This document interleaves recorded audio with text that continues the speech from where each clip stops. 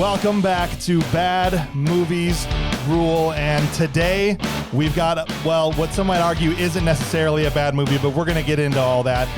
We are talking about The Fifth Element. Let's go.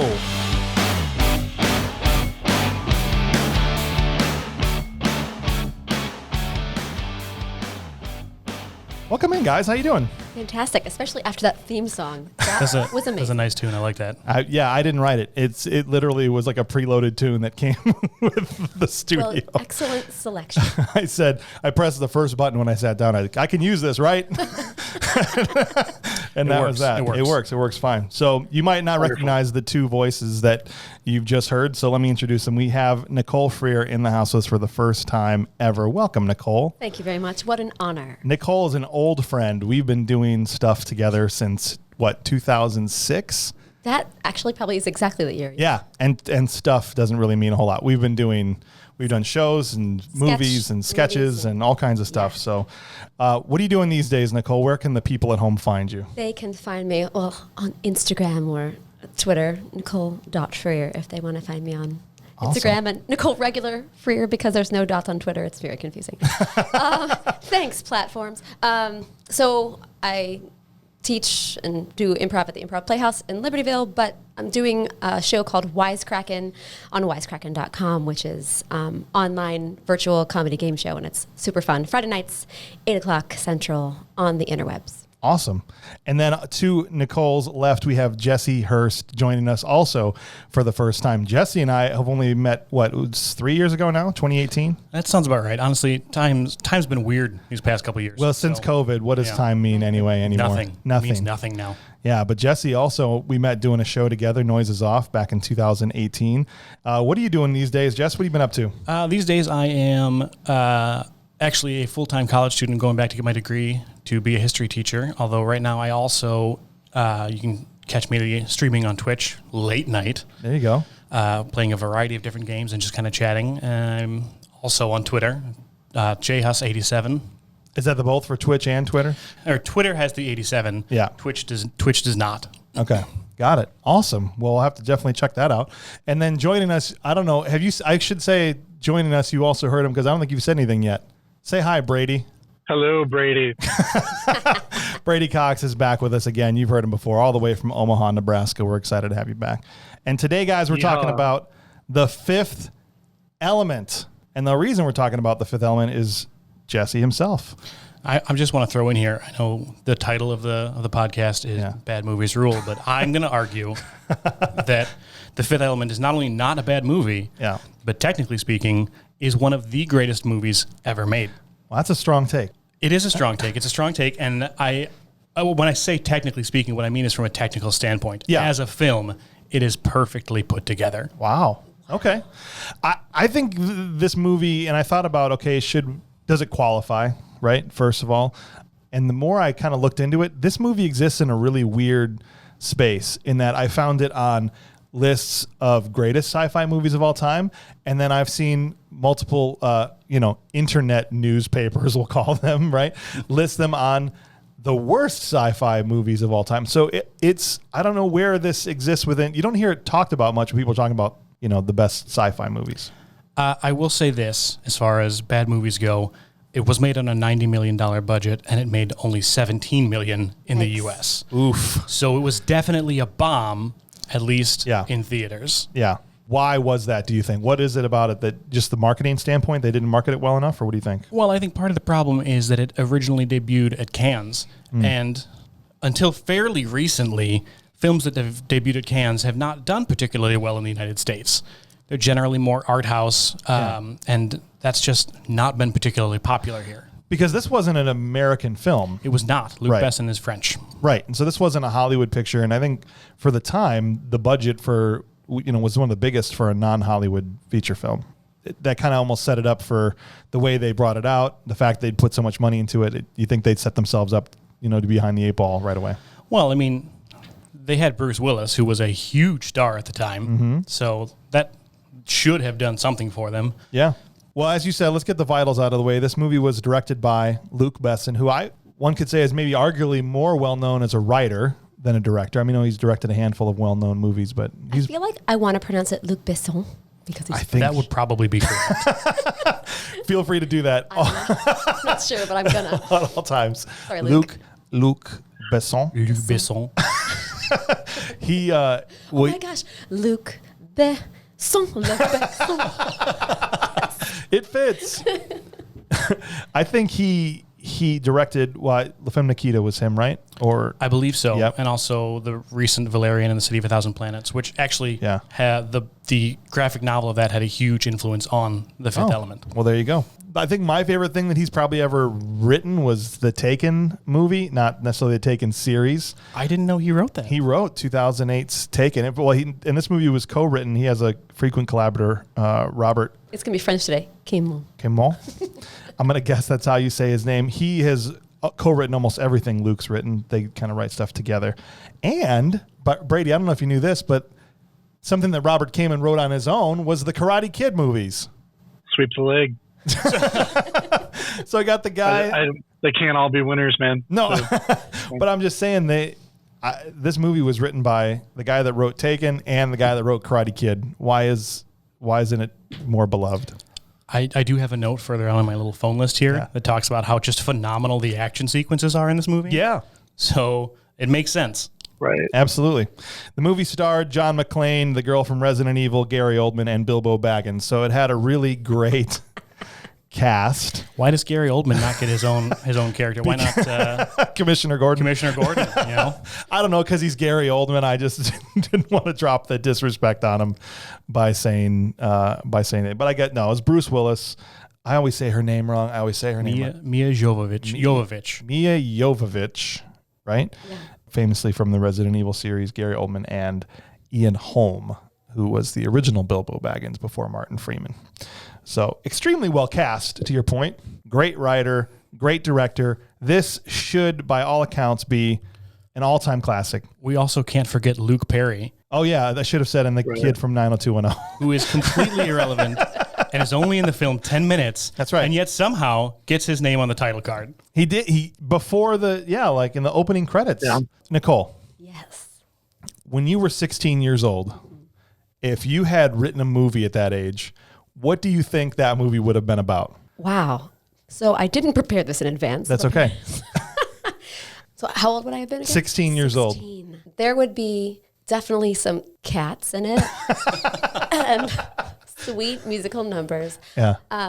So Cats. You would have written Cats. So cats. With cats and musical numbers. Yeah. I mean, I like action in movies, actually. Yeah. I guess this one did not have any yippee-ki-yays, which is probably what I think is the big issue, which is why it didn't do as well. Right. And nobody jumping out of a tall New York kind of building, I guess.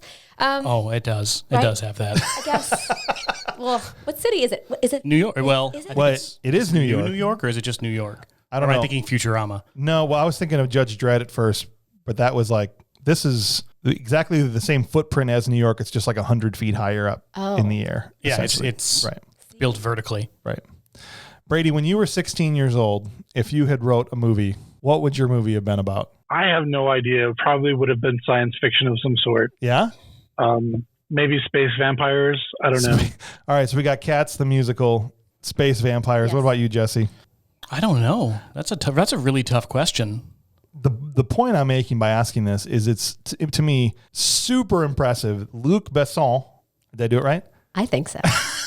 Wrote this when he was 16 years old. No. Yes. Shut the front door. Yeah. I Yes. did not know that. He I should was- know that. I didn't know that. He wrote, now he did other movies before he actually made the film, right? I mean, it wasn't his first film, but he, way back in the day, created the world, the aliens, thought it all up in his head and wrote, I'm sure the first draft was rough. But he essentially created it when he was in high school. That's really impressive to You me. know, maybe now that you're saying that, I guess I would have written a diatribe about the human condition. Okay, yeah, right, of Right? course. Something. Right. A deconstruction of science fiction. Having given it some thought, I can now say my movie would have been an X-Men knockoff. I actually wrote what I was trying to write a movie when I was in high school, and it got like 5 pages in, and how it worked. And it was about terrorists taking over our high school. It was basically toy soldiers that I just totally ripped off. And of course, there's no reason for terrorists to come and take over our high school. But that's what I wrote. But this guy thought up while I'm doing that, and you're thinking about cats and whatever else. This guy thought up The Fifth Element. He was destined to be a big time writer. Is all I'm trying to say. Sweet. True genius. Yeah. So let's talk. And Brady, I'll start with you. What's your overall vibe you get from this movie? I think it's important that it's not a Hollywood movie, mainly because just the feel of the movie is just so different. I also like that because we're in the far future, plus we're in outer space. So these things should feel foreign to us. And the fact that it was made in a foreign country, I think added to that quite a bit. So to you, the thing that stands out is that it all just doesn't quite feel right, or familiar rather. Correct. Yeah. There's really nothing, there's not a lot familiar. I mean, there's, the whole, like when he gets in the cab, like, sure that there's all this cool future technology, but it's dirty. The letters are fading off the buttons, things like that, which were great touches, by the way. I mean, the world is very lived in, something that a lot of sci-fi movies overlook because it's in the future. Everything's perfectly clean all the time. Right, because that's the way we're heading. Right, definitely. Right, exactly. This movie doesn't make that mistake. There's still grime, there's still crime, there's still, the fog at the bottom. You don't want to live in the bottom of the city. Piles of garbage in the airport. Oh yeah, that's true. Nicole, how about for you? What's your general impression when you watch this movie? My first note is it makes me want to go out and buy a lot of bright orange duct tape because I have a lot of costumes to make and I keep forgetting. You liked Lilu's costumes in this movie? I mean, it seemed problematic for running, but it seemed like it's really featurey, right? The thermal bandages is actually a really popular cosplay. Yeah. Is that her first? The first outfit one. that's just the white and it covers like nothing. The straps. Yeah. The straps, yes. Yeah. So mine would be a little different. As you say, thermal bandages. That's what they call them in the movie. That is the proper title. Those are That's supposed bandages. to keep heat in? Allegedly. She's like an amazing alien. There's no need for realism. Right, that. because I feel like heat's going to escape in that outfit. It's just what I think. Yeah. She has 200,000 mammal groups, whatever that means. I love mumbo jumbo, like made up sci-fi mumbo jumbo movies is my favorite things. Yeah, the flux capacitor is the best part of that car he's in, by the way. When they just make up stuff, Yes. it's just, but they do it and they deliver it with such sincerity.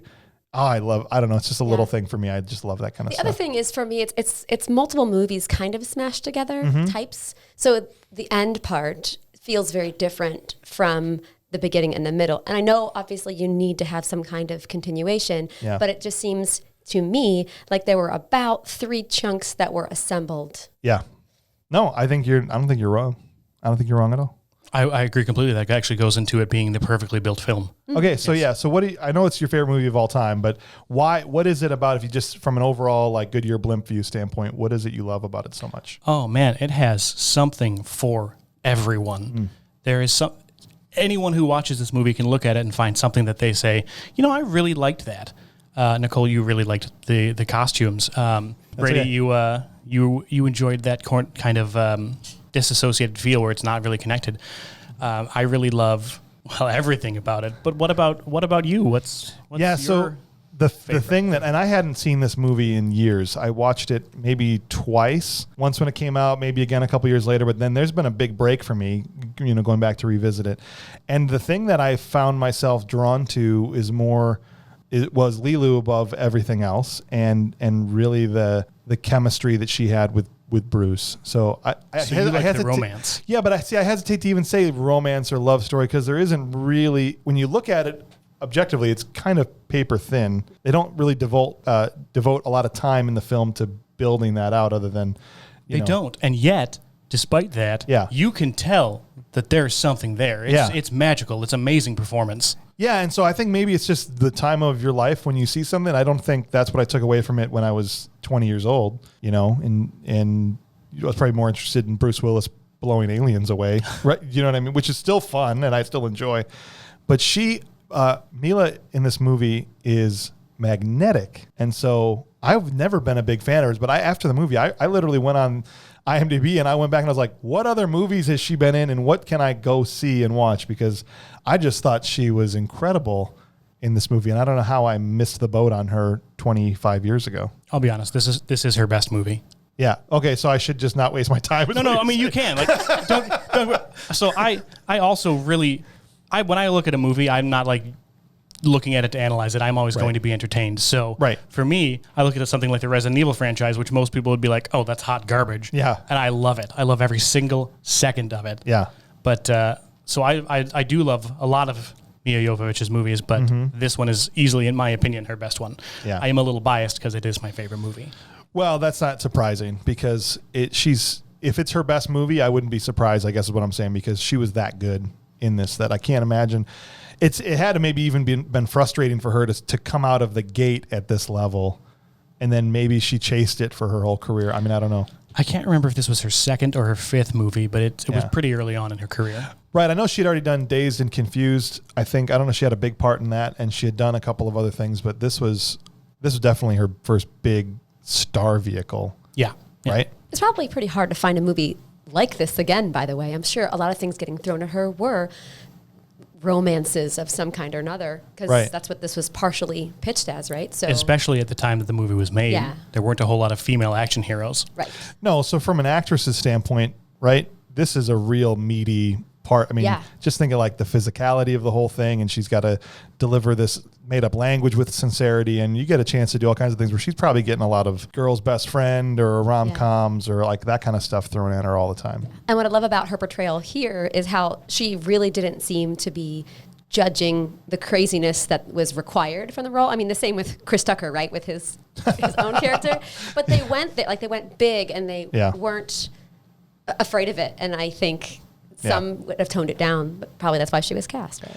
And beyond just her performance, I think the other thing that stuck out to me about this movie was just how bright and colorful it is. I think, and I didn't find out till after I read up on it afterwards, but that was intentional on Luc Besson.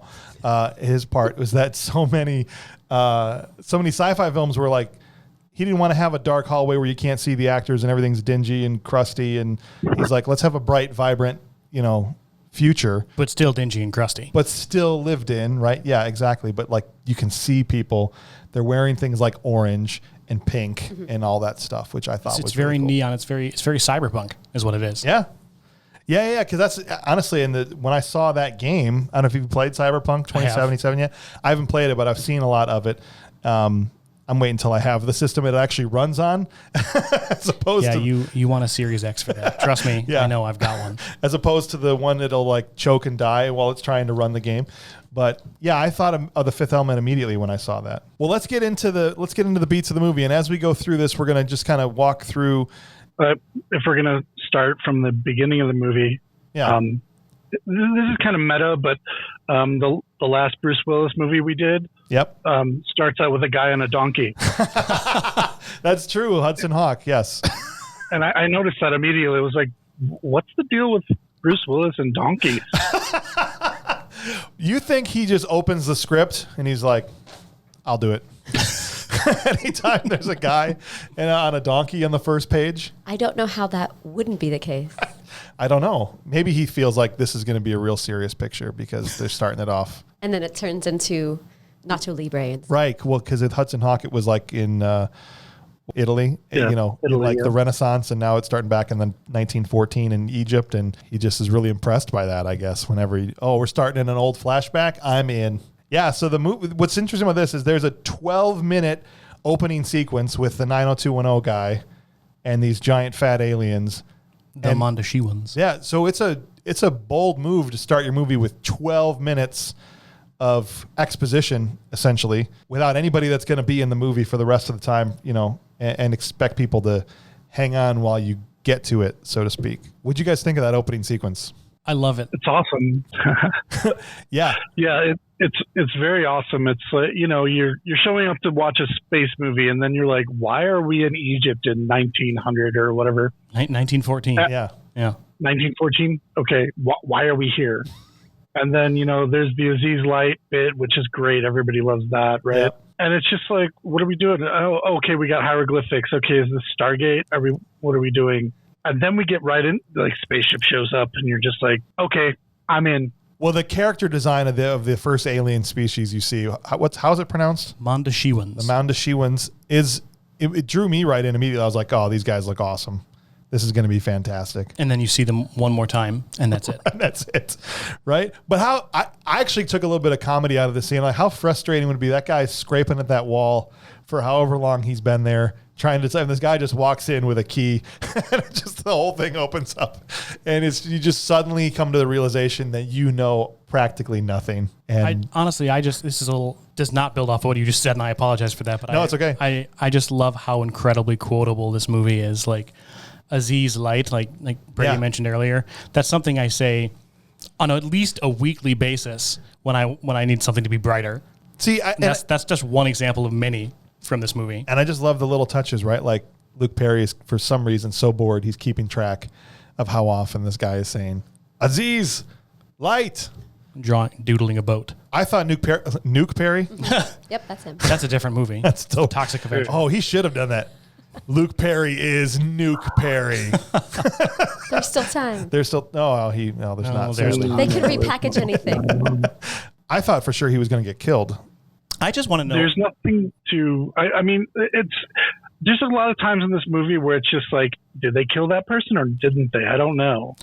Like the architect. No, the the archaeologist. Archaeologist. Thank you. Yeah, the archaeologist. Yeah, like, is that guy dead? Did he kill him? We don't know. Knock him unconscious? We don't know. Are these Luke things? Perry thinks so. Are these things benevolent? They're portrayed to be. I also don't understand. It seems just the way Luke Perry moves in that scene. Mm-hmm. Like, for some reason, he's blind all of a sudden. Like, he's waving his arms around. Like, what? I can't see anything. And what is that? Yeah, I don't know. It was a choice. I love this movie, but I have questions. He's making some bold acting decisions there, right? And if Luc Besson just let him ride, then that's what you got. Or you don't take the shackles off Luke Perry and not expect some big bold acting choices. All right, so then here's the thing where they go even a little bit further into this. They even after that big 12-minute opening scene, they go into yet another expositional scene for another like 4 or 5 minutes with the president, and you played by Tiny Lister, who I love. That's just brilliant. He's okay. So you like that because I thought he was miscast. He's awful. Oh no. Yeah, he's awful, and it's amazing. Okay, so you think that was a purposeful choice? I do. Yeah. There was definitely a purposeful choice. It's showing that in the future, like whatever your preconceived notions are today are not what they are in the future, right? So I'm just saying they don't look at this guy and think, oh, this guy's just an idiot. Yeah. You know what I mean? Well, he just didn't seem very presidential. And from a casting standpoint, I thought this movie was impeccably cast. I thought he was the only one that maybe was a misfire from a casting standpoint. But if it was intentional, then... I mean, obviously we are not Luc Besson, so we don't know for sure. But I do think it was intentional. I think he was chosen for the reasons Brady said, and also because it's just completely, like Brady said earlier, out of what you would find comfortable. Yeah.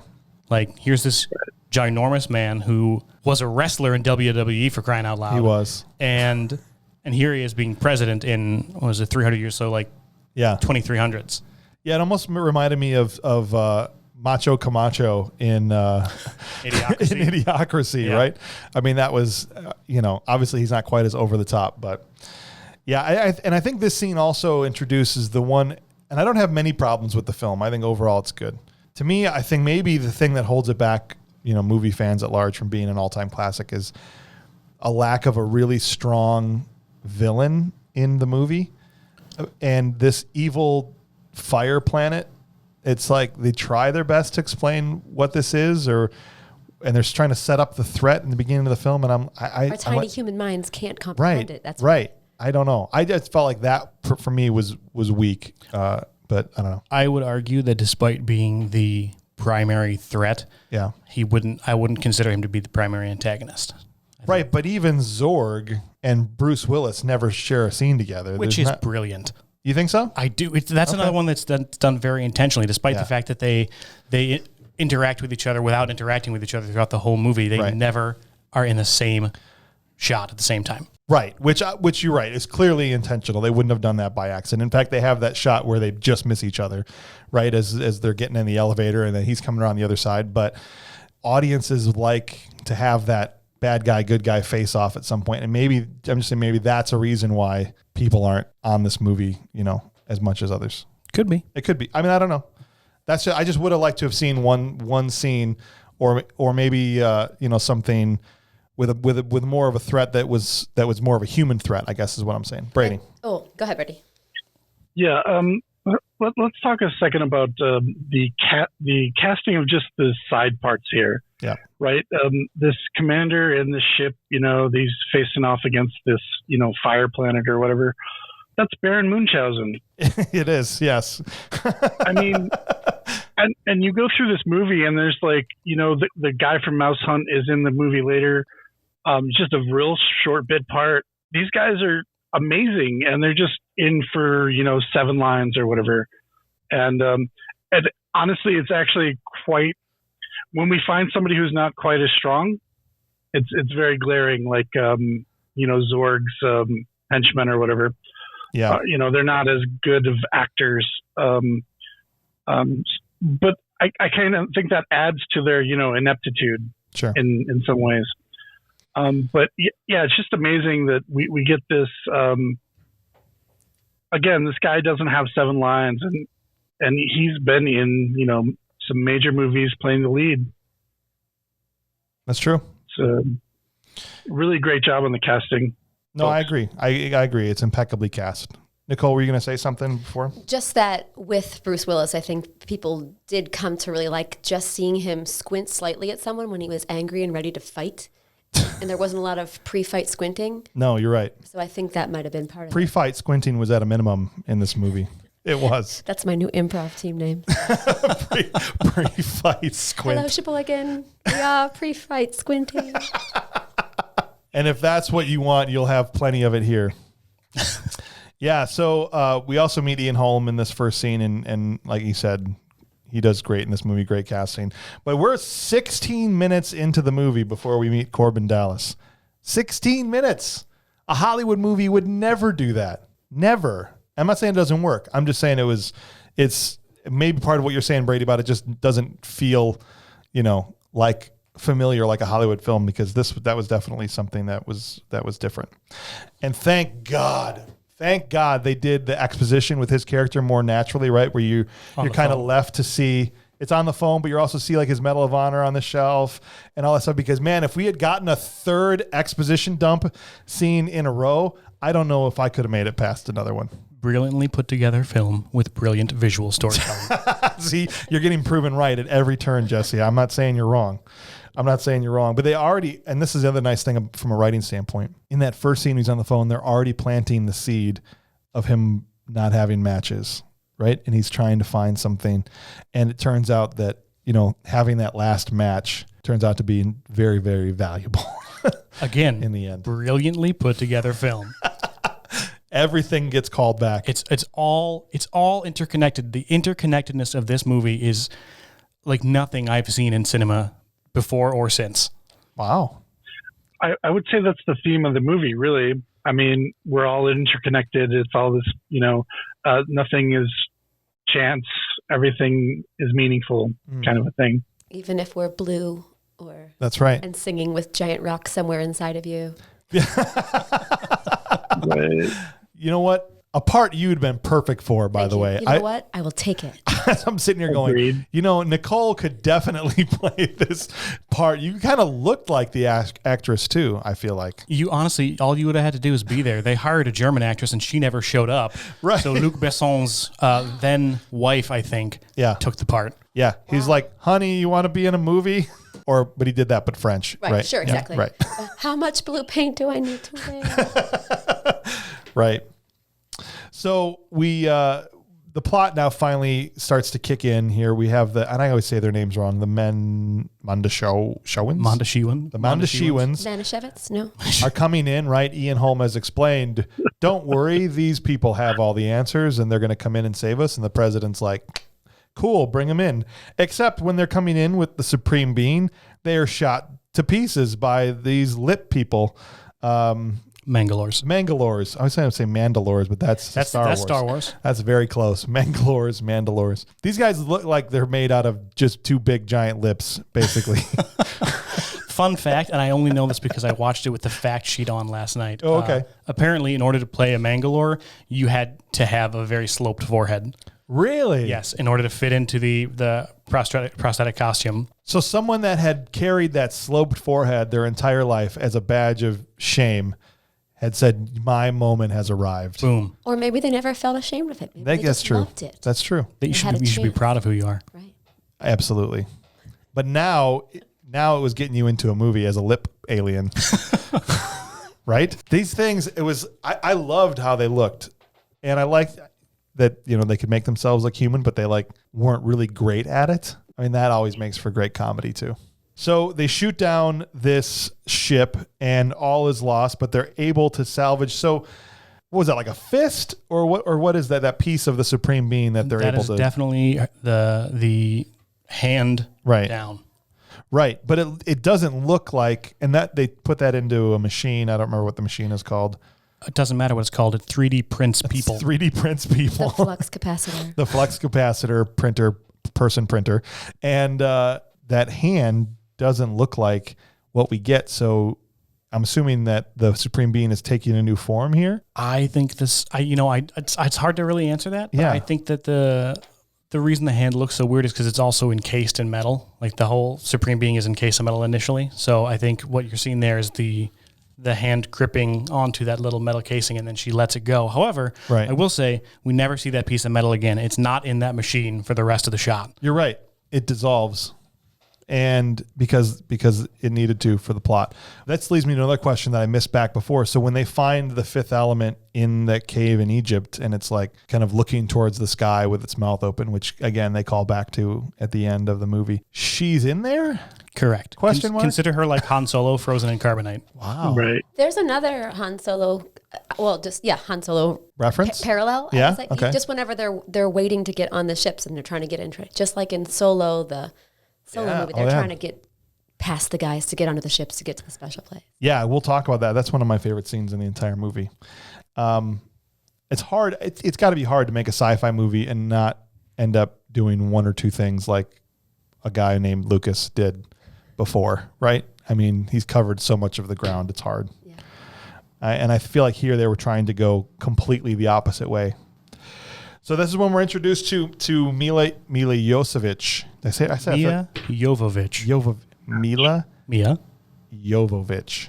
We can call her Milla. All right, so let's talk about her for a minute. I know we did that a little bit already, but just in this first scene, you've got to start. You're like, first day of shooting. I don't know if this is what they shot the first day, but we're just going to say it was.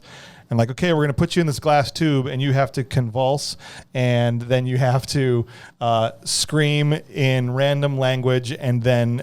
Oh, it's not random. Well, I know they made one. Yeah, which we'll talk. Yeah, let's get into that too. But how impressed were you guys with what she was able to accomplish in this movie? Honestly, anytime I see they made up a language and taught it to someone, Yeah. I'm just automatically impressed. And just everything about her in this first scene when we first meet her is incredible. I mean, we're introduced to her and we have no idea what she's saying at all. Right. And yet, on some level, you kind of understand her. You can't take your eyes off of her. Yeah. And it's not because of what she's wearing, okay?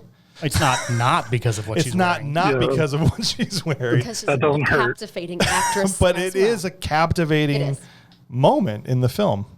What do you think about her performance in general, Brady? I think it's great because, I think a lot of people left this movie thinking that she was some person that did not speak English at all or very well. She just pulls off this, sure, I don't speak English, but I'm going to learn real quick because I'm the Supreme Being. There's just a lot of strength and innocence, and it's just like, this part is going to be hard for anybody to play, and it doesn't look hard. No. She does a good job. Well, to pull a quote straight from the movie, Yeah. she really is perfect. She is. I don't know. I was just totally blown away. And maybe it wasn't acting on Bruce Willis's part, but I kind of felt like he did, like when she falls into his cab, okay, right after this, she escapes, jumps out, falls into his cab, and he's just got this look on it. She's just going a million miles an hour with her, whatever it is she's saying. And he's just got this confused, but also interested look on his face while she's, painting a picture, so to speak, of what happened, and it's just like perfectly acted by him because maybe he wasn't acting. I think that's love at first sight. Yeah. Although he was married to Demi Moore at the time, so. Right. I guess if anyone drops down behind me, even if I know it's coming, I'm still going to jump a little. Yeah. Well, apparently Bruce's confusion was real because what I had read was that they didn't tell him what she was going to say when she fell into the cab. And so he just told her, just start talking in the language and do your whole thing. And Bruce is just sitting there not sure what is happening. And so I think part of that was captured in that way. But I think part of it was like you said, it was just love at first sight. Yeah. I think Milla doesn't look like she's putting in, it doesn't look effortful as an actor, even though she's being frenetic and she's saying what is seemingly gibberish, but obviously is crafted. Yeah. She's getting the words out in a way that the words sound like they're gibberish, but she's pretty articulate actually with it, with that much, that fast. That was impressive to me. Yeah. And you totally buy it when she, he's essentially going to hand her over to the cops, right? And she is able to piece out what Pleeease Halp is because she's so smart. That is another quote that I use on a fairly regular basis. Yeah. Pleeease Halp. I'm like, how could you hear that and not go, all right, let's fight the cops? It's a perfect puppy dog moment. It's a perfect puppy dog. It really is, right? The eyes, the voice, the tone, everything. Right. He just threw away his last little bit that he had, his final point on his license for this girl, just because she essentially bats her eyes and says, please help in the sweetest way possible. And Bruce, I don't think there's a guy that watches that movie that goes, what are you doing? Everyone goes, yeah, he's making the right decision. Which brings us to the car chase. Yeah. Which is just a brilliant piece of cinematography. And I love everything with the McDonald's. Yeah.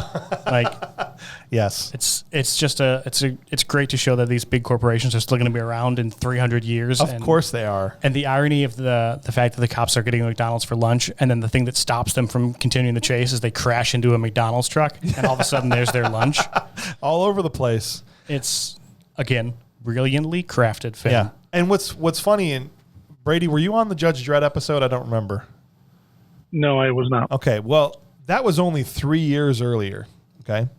And the effects, and there was also a lot of, like, sky traffic and chases, and, they had the big, fat, stupid bikes. This looks so much better, just visually, than that did. And that was a giant budget Hollywood movie. And this was, what it was. And it still holds up. And it was 1997. It's amazing to me.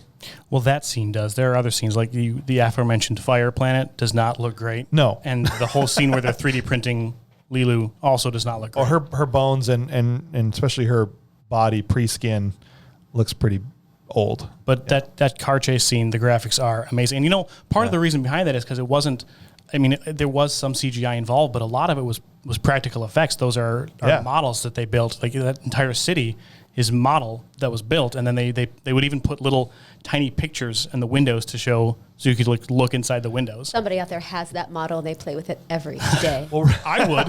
I absolutely would. Hey guys, want to come play with New York City in my basement?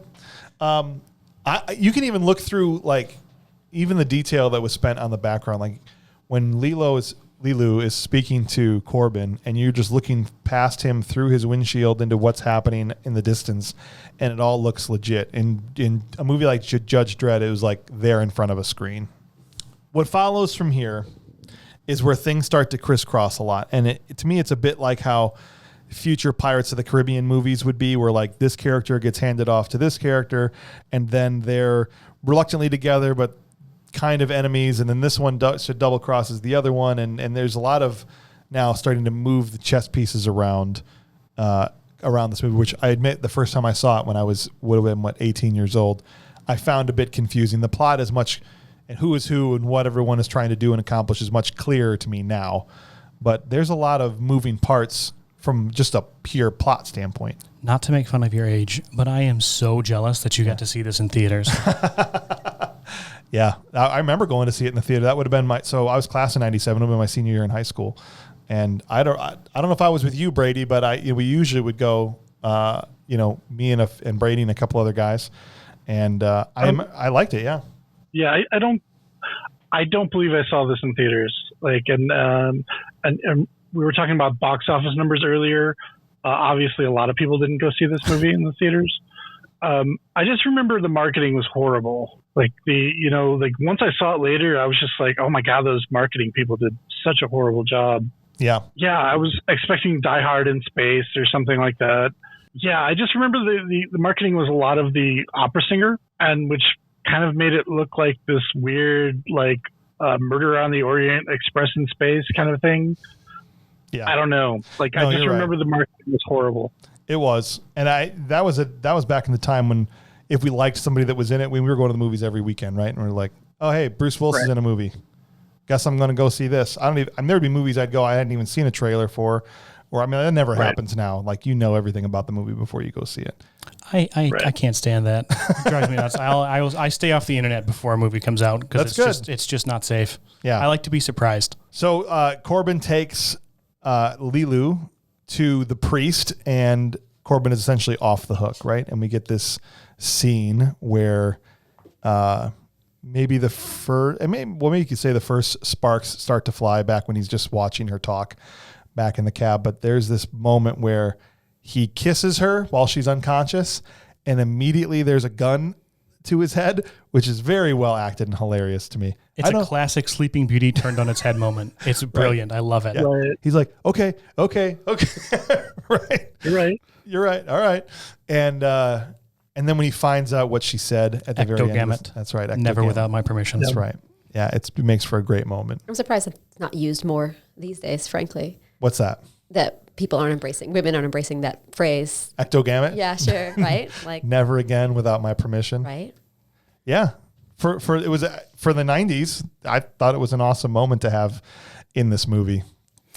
Yeah, I agree completely. And it's just, especially because like you said, it's the 90s, you don't really expect to see something that progressive at that time. Right, because Bruce Willis especially had kind of been in those types of movies where it was like hit girl overhead, drag her back to cave, kind of, not literally.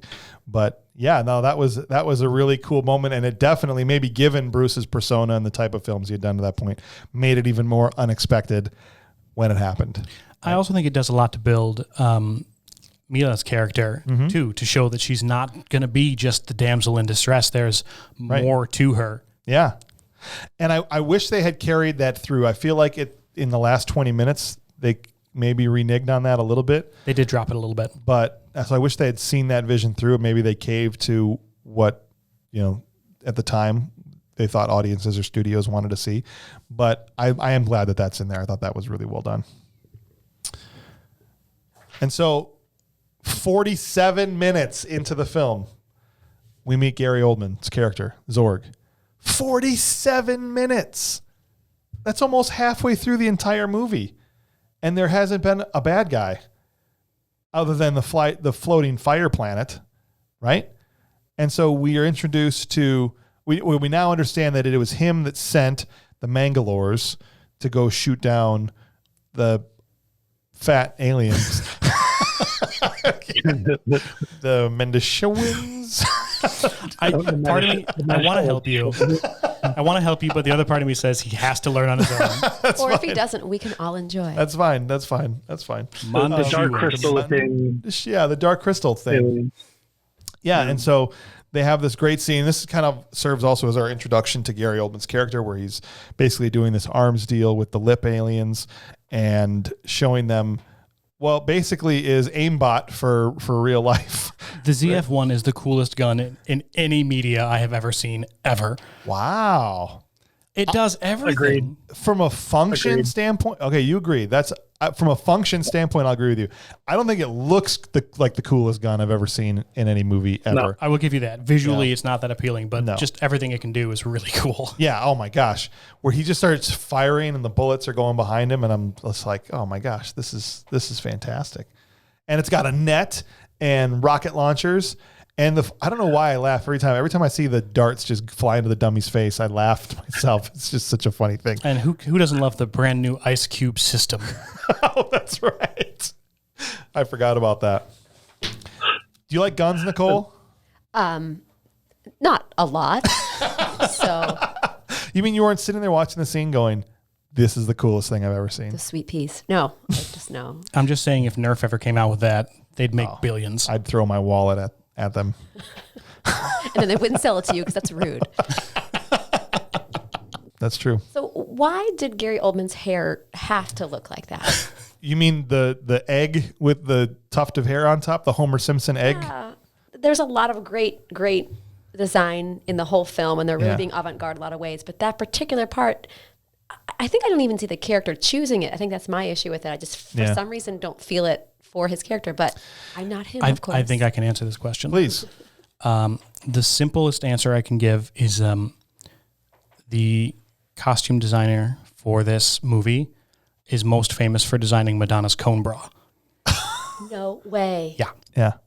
Every 14-year-old girl ever, well, probably not anymore, but like would get 2 cups and like practice that at some point and like figure it out. So Does everything make a little more sense costume-wise now? yes, thank you. You just like unlocked my brain to the whole thing now. Yeah. That all makes more sense. Yeah, that was a weird choice.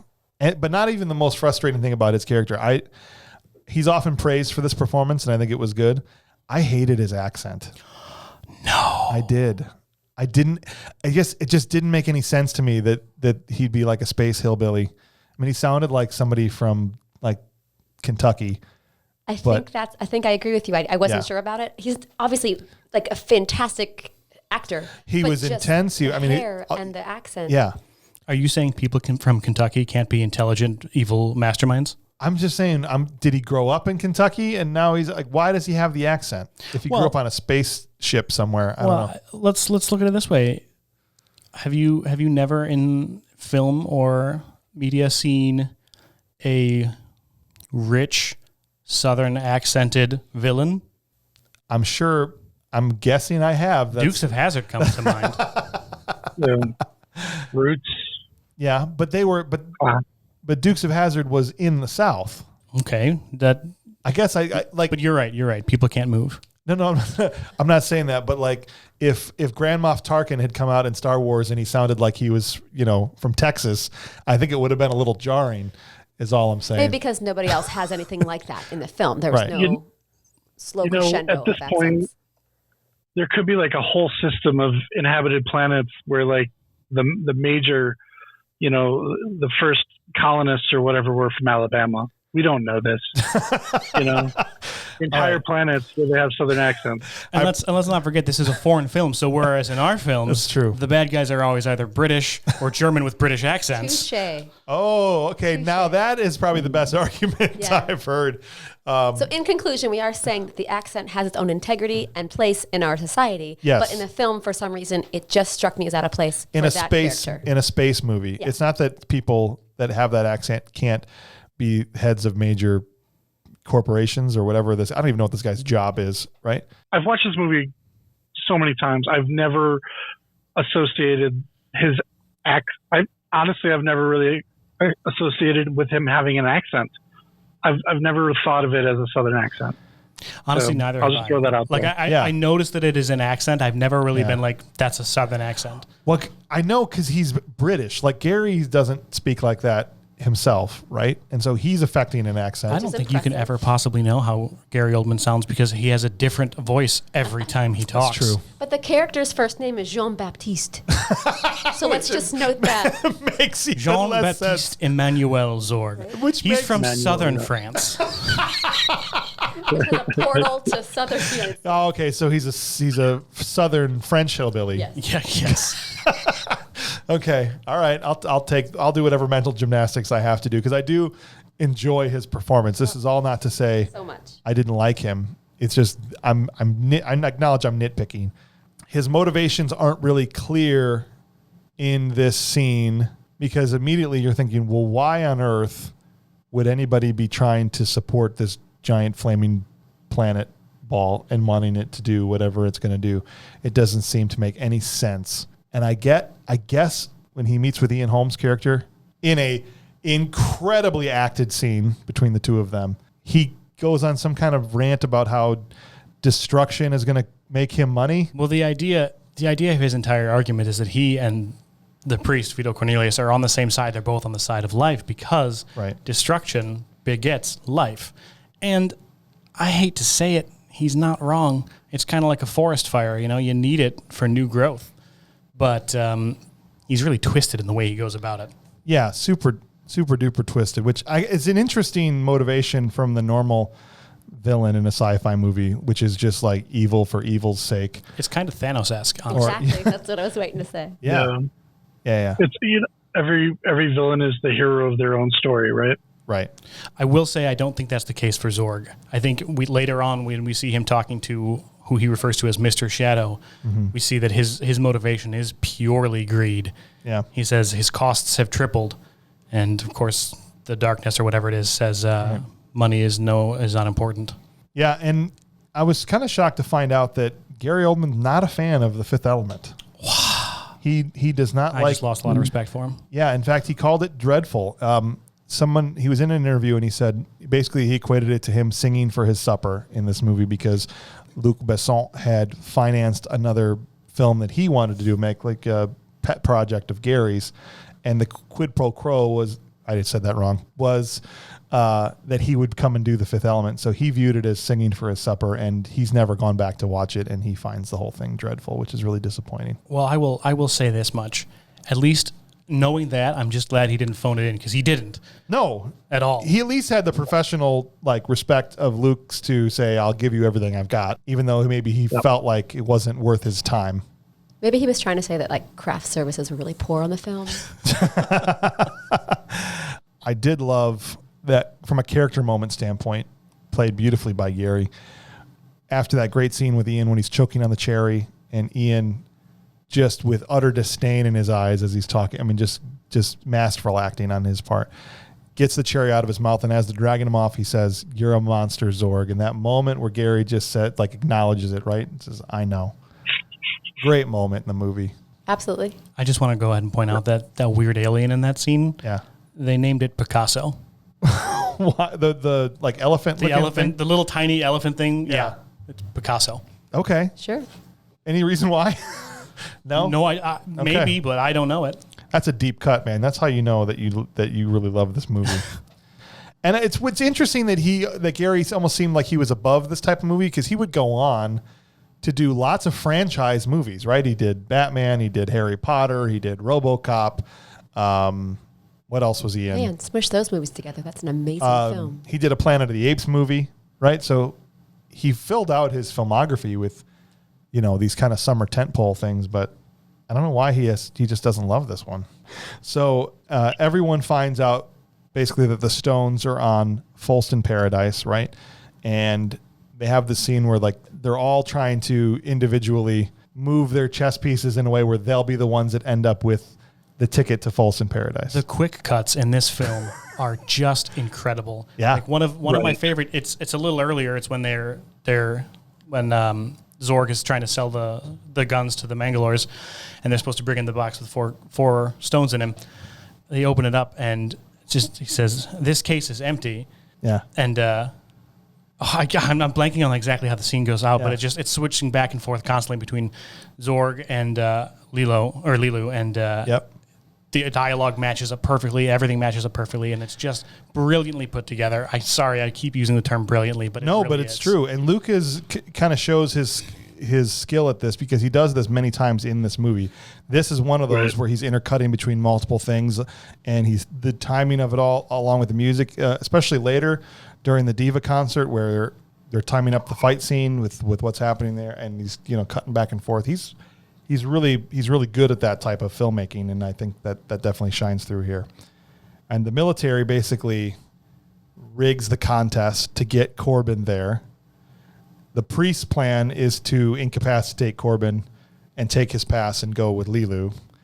The Mangalores kidnap who they think is Corbin, because Corbin made it look like the guy next to him was, that was Lilo. Lilu did that. Lilu did that.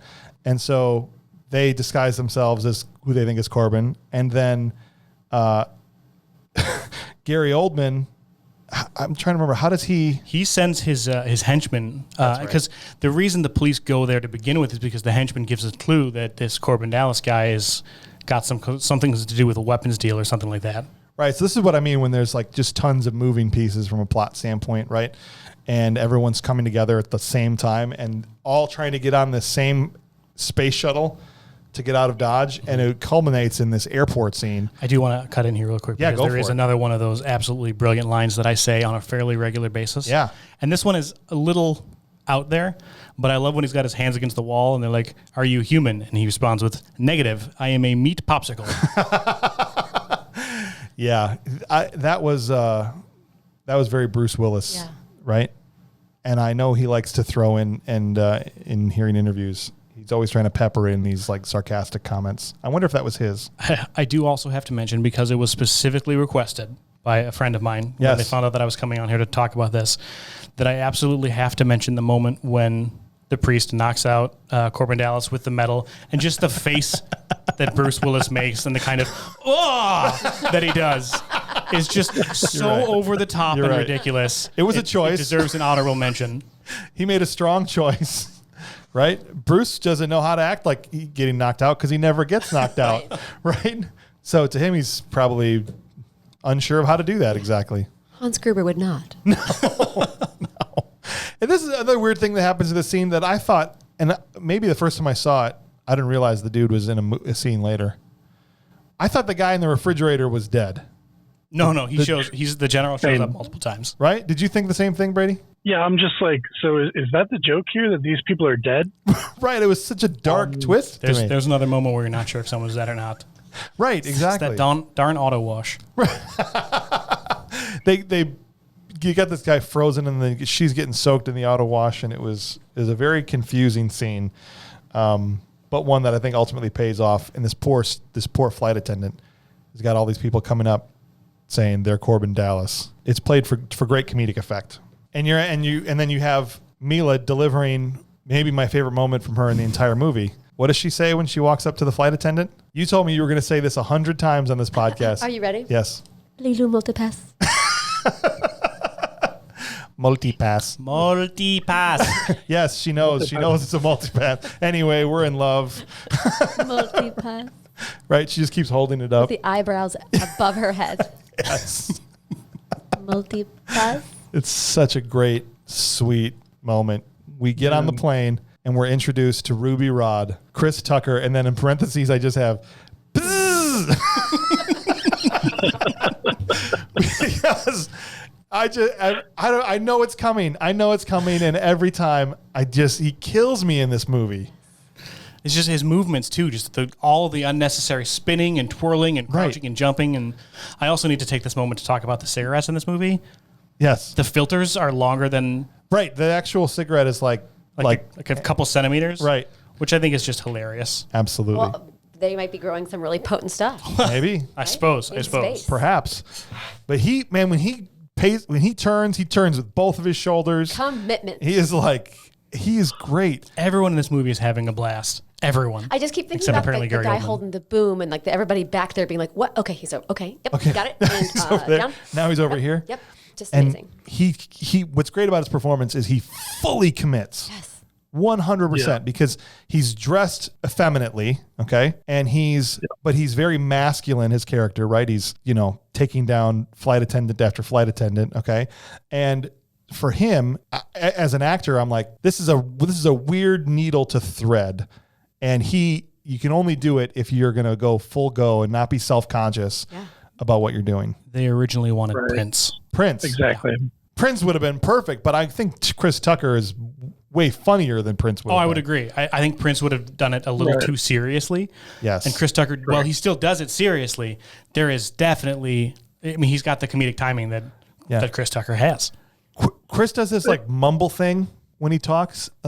Come on. What's going on? Come on.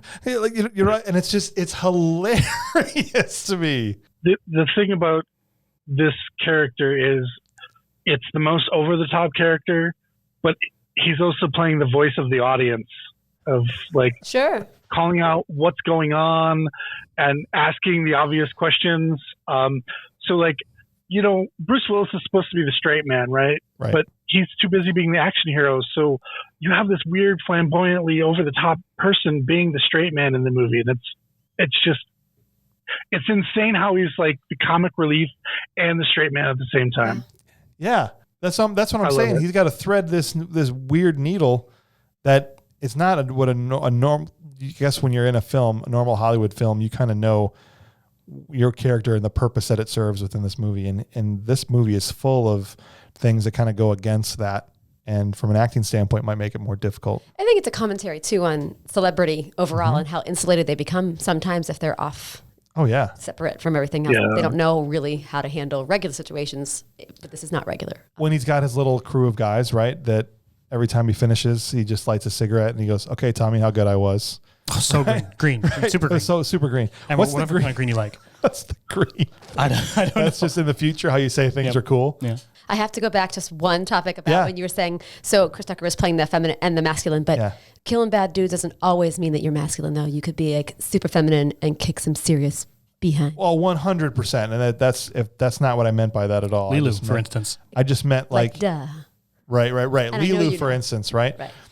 But wearing dresses and the way he dresses and maybe he doesn't have a preference, right? But the fact that I didn't expect to see him betting stewardesses is all I'm trying to say. He's on a continuum, man. He puts himself That's where he what wants I'm to be saying. that day. That's what I'm saying. Yeah. And when he gets up in that stewardess's face and he's just, I can't even tell what the heck he's saying. You got to have subtitles on to hear it. I don't know. But yeah, he gets in there and he's like, "Your man, my man, 5 to 7." Right. Whatever he's saying. And she's literally he's just saying words to her and she's, well, you know. Yeah. Yep.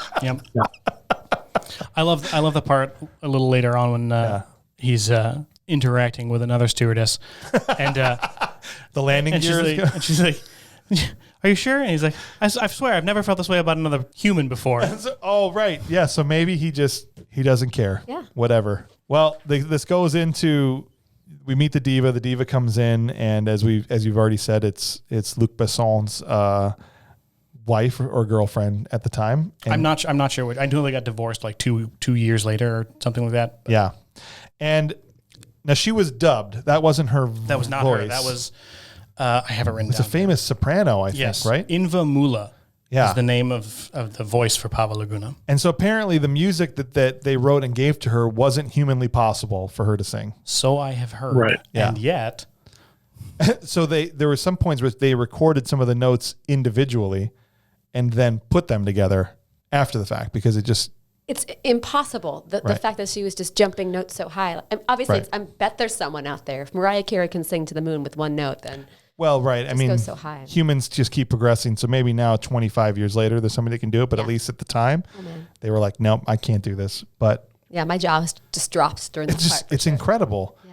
And Bruce, again, another real reaction because this is the first time when they shot that they had seen her in makeup and they played the music and all that stuff. And he had said he was just actually dumbfounded by what he was looking at. Well, I mean, he's a musician too, if you can call it that. Sure. But so he at least has an appreciation for music. Yes, absolutely. And then Corbin gets the stones literally from the diva, one of the grossest parts of the movie. How does it? Because they're big stones. Yeah, and as a singer, how did the resonance? How is she still able to sing so well? But regularly, did they? Was there surgery? Did she just like use her mind and get them in there? How were they placed in there? She is a big question mark in this film because honestly, like there's some sort of like aliens. That's the aliens. Thanks, right. Brady. Alien. That's the Just answer. wave it away. Alien. Wave it away. But yeah, there's some big question marks there because like is she telepathic? What's going on there? Yeah. Like, it's not really made clear. I wonder if her look and everything was like an homage to Alien. In that her head, the tubes, like she was almost like a pretty version of a xenomorph. She was a beautiful xenomorph. Yeah, exactly. Like I wonder because there was a lot of people even from the Alien franchise that were in the movie as actors as well. Like Ian Holm. Ian Holm, for instance. was one, and then there were some others as well. One of the cops that was in The Chase was from one of the Alien movies, and so. Oh yeah. I wonder if that was what his intention was there because maybe. It looked like it. Now, if she had been singing and all of a sudden another mouth had come out from her other And mouth started singing more. Hello, my baby. Hello, my darling. Hello, my ragtime girl. Check, please. I got a theater now. Yeah. So, but then they break out into this all-out action sequence, and this is the stuff that Bruce doesn't even have to try at, right? He's such a natural at it. You immediately buy it. It's believable. Here's what I'll say about. We haven't spent a lot of time talking about Bruce's performance as such. I feel like this might have been one of the last movies he cared. When you see him now, I feel like it doesn't seem like he really cares anymore, or that he's kind of sleepwalking through his movies in the last 20 years. This seemed to be like when he actually cares, he can give a great performance. I would argue that he also did really, really well in Unbreakable and its follow-up movies. Yeah, but even Unbreakable was the year 2000. So it wasn't really that far after. It wasn't even that far after this, right? Admittedly, I never saw Mr. Glass, the sequel. So it's confusing, but good. Okay. Well, Bruce does his action movie thing. He negotiates with the Mangalores. I would also argue earlier it was said there's no yippee-ki-yays, but I think the line "Anybody else want to negotiate?"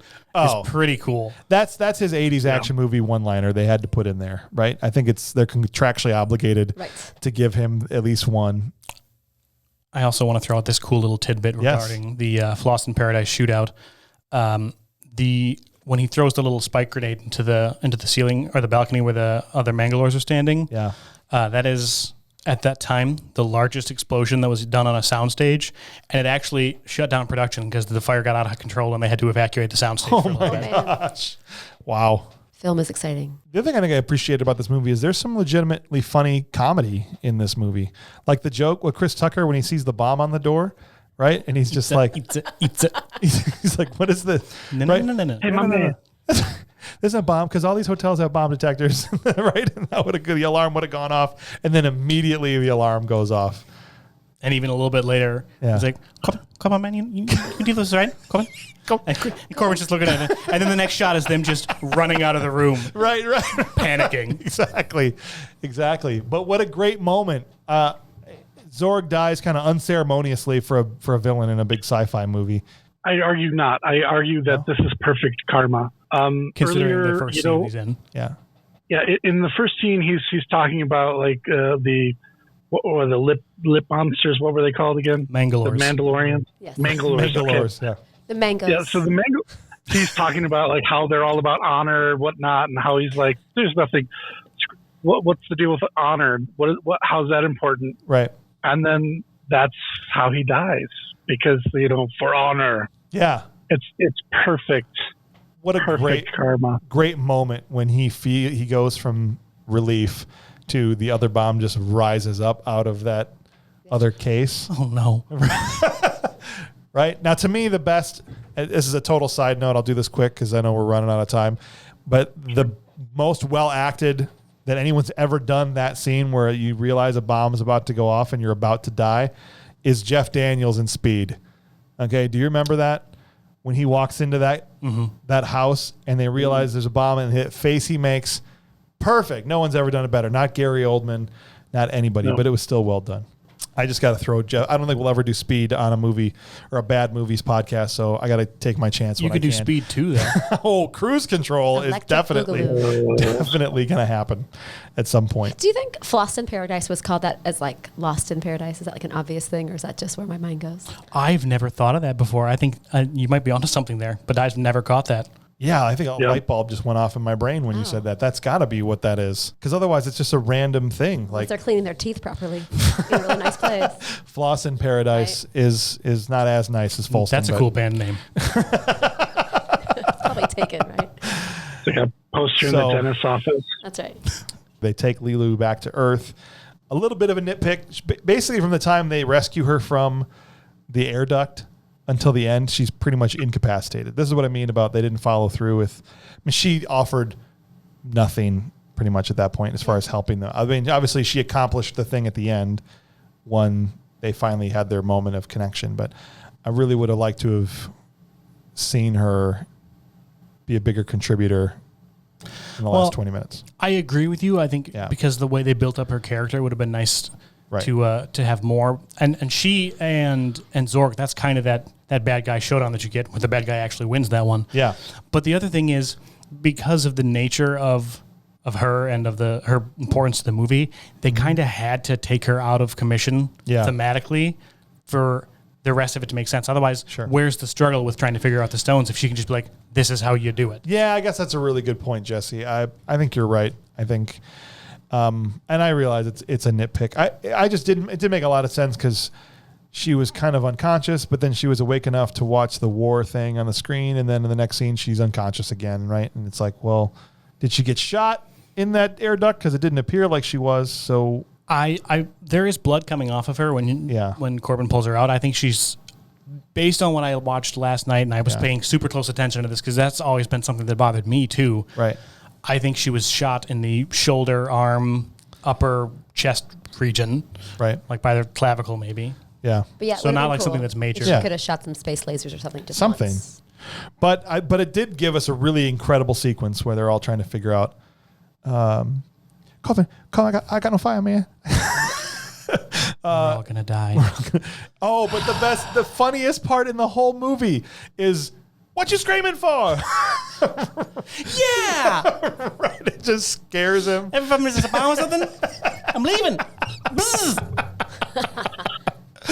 Oh, it's good. But man, what an incredible moment. Although I don't know what kind of sense it makes, Bruce and her there. The conversation, I was really trying to make sense of what they were saying to each other. I don't know if it was just the best they could do to get to a point where they should kiss, right? And which ultimately is that expression of love that saves everything. But I don't care that it doesn't make any sense what they're saying to each other because I loved it. I think it's a really good representation of most men's fear of intimacy. Yeah. Like he's afraid to say I love you. And yet he absolutely has to because A, he does, and B, that's how they're going to stop this giant flaming meteor moon thing. Yeah. I found it a little confusing if it's supposed to be like a god figure and then it's like a romantic relationship. I'll use the word sacrilegious, that's not the right word, but it didn't seem to totally make sense to me that that's the way to get to it.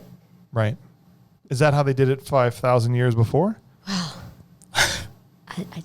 I don't know. Probably. I mean, we're conflating the term supreme being with a god type creature. I mean, obviously this is not a god type creature, but it is a supreme being, right? Right. I get what you're saying. 200,000 member groups. Right. Yeah.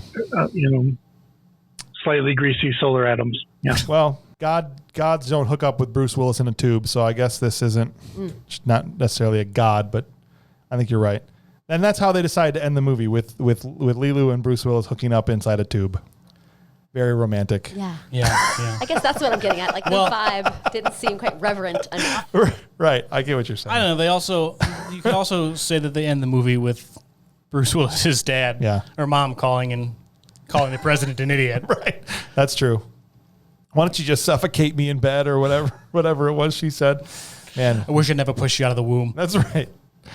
All right, guys. Well, this movie I feel like could have been super cheesy, and I think it's elevated by some great performances and brilliant filmmaking. I guess what I want to ask you guys is it elevated because of the performances or because Luke is such a great writer? Is that what usually makes, as both of you are actors, is that what makes a good performance? Because I was really thinking about this last night. Like, has anyone ever given a bad performance in a Tarantino movie? Right? If the writing is good enough, is performance less important? Where does the credit lie? Is it with Luke or the cast? I actually give Luke a lot of credit. Yeah? Even as an actor to say that, but if the material that you have is great, it's less difficult to mess it up, right? Yeah. So I think he did a really great job with it, and obviously he picked the casting picked people who did a fantastic job too. So it had to start there, though. Yeah, I would agree with that. I think it's really easy to perform good material, and it's really hard to perform bad material. Yeah, I would agree. I've seen people elevate crap, but it's still hard. Crap. And generally you still have an uneven movie. There might be one great performance in it, but overall the whole cast isn't going to necessarily elevate a bad script. Mm-hmm. Right? Yeah. And then there's a question of script versus being there in person and pulling it out, right? Right. The directing part of it, which is like that middle part. Because I haven't seen the actual paper of it, the script, but maybe it's that connectedness between them as they created art. No, I agree. This is something I think I've always wondered about. But I think so much of it is done before the actor even shows up on set that determines whether or how good, or at least not that a good script's never been sunk by wrong casting or bad performance, because it probably has, but I feel like you're set up for success more so with as long as you're starting with a great script. So I guess I'm agreeing with you that Luke deserves the majority of the credit here. We'll say 62%. Yeah, 62%. 62-38. Yeah. Got it. Okay. Well, let's give out some awards really quick. Every episode on Bad Movies Rule, we give out some flowers to these movies that maybe didn't get a lot from the mainstream critics. So we're going to give them the praise and shower them with laurels right here on this podcast. So we give out an award called the Will Patton Award on this podcast, where it's for someone who was in maybe a smaller part that really was bringing it 110% from a bit player, not one of what you'd say the main cast members. So to you, who was somebody in a smaller role that really was throwing fireballs out there from a performance standpoint? Brady, you got somebody for the Will Patton Award? I have two in mind, but I'm going to go with David, the assistant priest. Oh, okay. Oh, yeah. Was that guy in Galaxy Quest? Yeah, no, you're thinking of Justin Long. Okay. He's very similar to Justin Long, but no, that's Justin Long in Galaxy Quest. Okay. Yeah, so I think that's a really good pick. That's really good.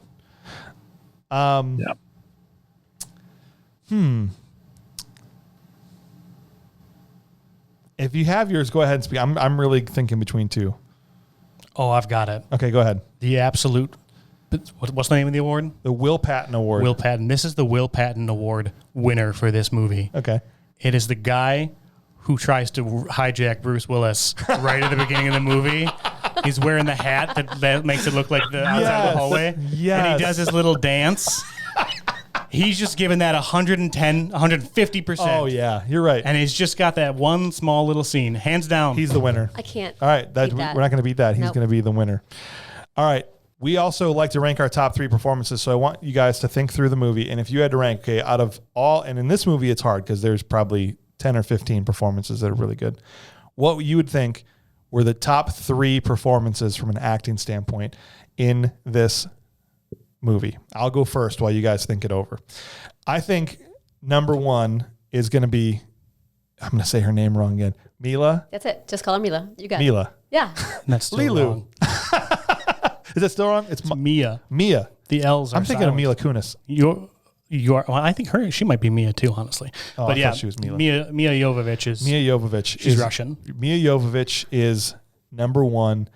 Not only did I think she had the hardest part to play, she not only took what was the hardest material, maybe the most. I mean, it wasn't on the page from a dialogue standpoint, so she had to do the most off the page, so to speak. But she really, really went for it. I think Ian Holm would be number 2 for me. He was funny when he needed to be funny. He was super intense when he needed to be intense. And a great performance, I think, maybe gets overlooked in this movie a lot. And then I'm going to give Lee Evans number 3. Lee Evans was the guy, as you said, the guy from Mouse Hunt, or the guy that played the dude on crutches in Something About Mary, the pizza delivery man. He was like the little Fogg, I think was his name in this movie, the security guy. officer, yeah. Obviously, there are probably better performances, but I love that guy. And he was having a moment in the 90s. He was like in everything. And I love that guy. So, but if not him, Bruce Willis, number 3. Okay, sorry. Who wants to go next? I'll go next. And honestly, I agree with you somewhat. Like, I'm going to say Milla Jovovich definitely is the top. I mean, I don't know how anyone could top her in this movie. Just all the stuff that she had to do and the way and the lines that she had to deliver and the seriousness with which she delivered them. I mean, how can you not love it when an actress can go up to dump out an entire plate of chicken bones, put on some fish flakes on a plate, throw it in what looks like a microwave, reheat it, and just go, chicken, good. You do that And so do it well. such straight. I have had a lot of practice. That's another one that I say a lot. Anytime Yeah. I see chicken, that's my go-to line. That's good. So Milla Jovovich is my number one, and I'm actually gonna. Ian Holm's in there too, but he's actually number 3 because for me, number 2 is Gary Oldman. Oh, okay. All right. I don't think anybody could argue with that. Even though he's a space hillbilly, he did a really, really good job. Right? Even every time his hair got in his face, I was like, oh, masterful. It's a character in itself. That's right. Man, so this is really hard for me because I appreciate so many of these actors' work. And so I'm going to plead the Fifth Element and not rank them. But I've already said so much that obviously there's just been so much good commitment to character. And I've just been impressed overall. Okay. Brady? I mean, obviously, you know, I'm not going to say number one. We all know who number one is. I think it's unanimous. It's you woman-ness. I want to put Chris Tucker in number 2. Okay. I think if any, like, I think if that's Prince, this movie doesn't do as well. Yeah. Right. Again, it's he's threading that needle, right? Right. So he's important to the film. Yeah. And then Gary Oldman is number 3 because what a great bad guy. Yeah. He was great. And just to close this out, I want to throw a couple of casting what ifs at you guys. These are some of the people that were almost playing these parts just to get your initial reaction to this. So besides Prince, Jamie Foxx was almost Ruby Rod. Oh, How would that? That would have been bad. Yeah. Yeah, horrible. So they went with Chris because he was skinnier. They just thought Jamie was too thick. That was literally what decided that between the two of them. I don't know. I can see him knocking it out. Yeah? He's done a lot of different All stuff. right. I can see it. Mel Gibson was up for Corbin Dallas. If Bruce had, because at one point Bruce they thought was going to say no. He was playing footsie with them a little bit. And so then they were starting to go to Mel. And then Bruce was like, no, I'll do it. So Mel, but now remember, this is talking about 90s Mel Gibson. And he was playing that kind of character. Like the biggest star on the planet at that time. I think he could have done it. I think he could have done it, but I also think he might have taken it too seriously. Yeah. No, I don't think. Although he's shown comedic chops, maybe he hasn't done any sci-fi. That's the thing. I don't know. Maybe why in my brain I can't compute. Yeah, it. I can't see Braveheart in space. Yeah. So General Monroe, that was the guy that got frozen in the refrigerator, right? Yeah. Kevin Costner was considered for that part at one point, which maybe they would have expanded it into a bigger part if it had been Kevin. But I think Kevin in the 90s should have either been up for Corbin or that's it, right? I could see him as Corbin Dallas. I do think Bruce Willis still did better than he would have done, but for General Monroe, that's such a bit part. Yeah, and I think they cast the right person. I don't think there's anybody that plays the part better than Bruce. Underrated, at least at that point. Oh my God, his facial expressions are priceless throughout the whole movie. This is the one. This is the barn burner. I saved this one for last. If not Mia, they were going to ask Julia Roberts to play. Jesse just took off his glasses and put his head down. He's so upset about that. Could you imagine Julia Roberts in this role? Don't get me wrong. I love Julia Roberts. I think she's an incredible actress. Yeah. And she's got an amazing skill. Yeah. But no, under no circumstances could anybody other than Milla Jovovich have played this. And for me, I think that the disconnect would have been the way that Milla, now I'm afraid to say her name anymore, right? But moved her body. It was just like kind of a slinky sometimes and moved so much. And typically I've seen Julia Roberts being in positions, I mean, even in Pretty Woman, when she was wearing less, she still stayed pretty upright and pretty rigid. Right. And I think that rigidity might have taken away. I don't think she had the physicality to pull the part off. That was a way simpler way to say what I was trying No. Well, only because I had the benefit of listening to you say it and then I could just, parrot it back to you. But all that to say, I think you're absolutely correct. She's too stiff. This really required somebody with a certain, also like, what's the word?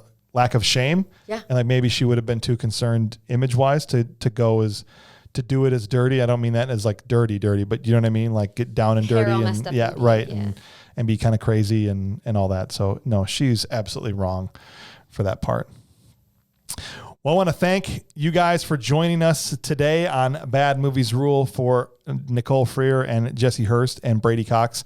This is James Hauser. We appreciate you guys being here. Come join us next week when we're going to be talking about Mega Force, the 1982 action movie starring Barry Bostwick, of all people. You want to watch Barry Bostwick run around in spandex in the desert shooting laser guns?